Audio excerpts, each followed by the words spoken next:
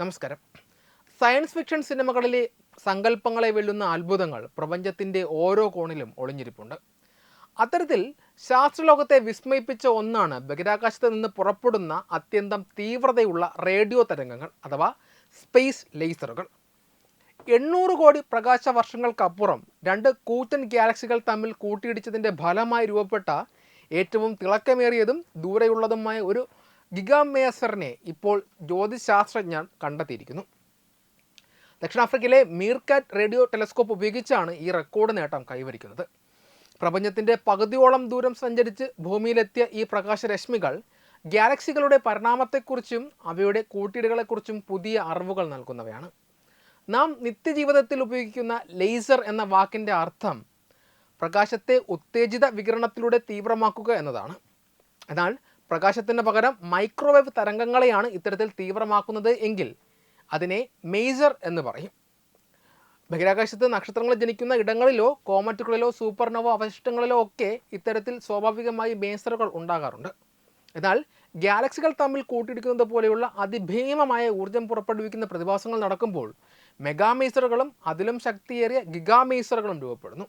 സാധാരണ മേസറുകളേക്കാൾ കോടിക്കണക്കിന് മടങ്ങ് തിളക്കമുള്ളവയാണിവ. ഇപ്പോൾ കണ്ടെത്തിയിരിക്കുന്ന ഈ ഗിഗാമേസർ രൂപപ്പെട്ടത് രണ്ട് ഗാലക്സികൾ അതിശക്തമായി കൂട്ടിയിടിച്ചപ്പോഴാണ്.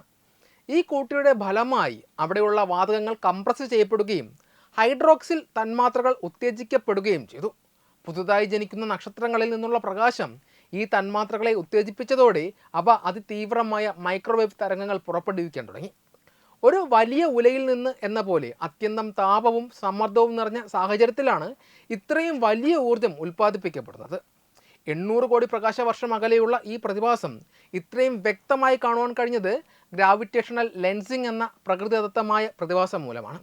ഈ റേഡിയോ തരംഗങ്ങൾ ഭൂമിയിലേക്കുള്ള യാത്രക്കിടയിൽ മറ്റൊരു ഗാലക്സിക്ക് ഇടയിലൂടെ കടന്നുപോയി.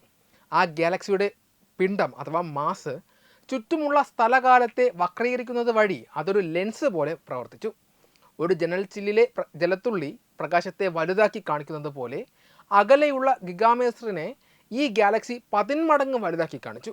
ഇങ്ങനെ പ്രകൃതി ഒരുക്കിയ ഒരു കൂറ്റൻ ടെലസ്കോപ്പിൻ്റെ സഹായത്തോടെയാണ് മീർക്കാറ്റ് ടെലസ്കോപ്പിന് ഈ തരംഗങ്ങളെ തിരിച്ചറിയാൻ സാധിച്ചത്. ഇത് ശാസ്ത്രലോകത്തിന് ലഭിച്ച തികച്ചും അവിചാരിതമായ ഒരു സമ്മാനമാണെന്ന് ഗവേഷകർ അഭിപ്രായപ്പെടുന്നു. പ്രപഞ്ചത്തിൻ്റെ ഭൂതകാലത്തെക്കുറിച്ച് പഠിക്കുവാൻ ഇത്തരം കണ്ടെത്തലുകൾ ഏറെ സഹായിക്കും.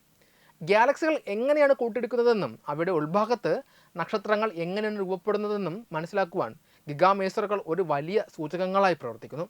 മുൻപ് കണ്ടെത്തിയ ദൂരപരിധികളേക്കാൾ ഏറെ മുന്നിലാണ് ഈ പുതിയ കണ്ടെത്തൽ.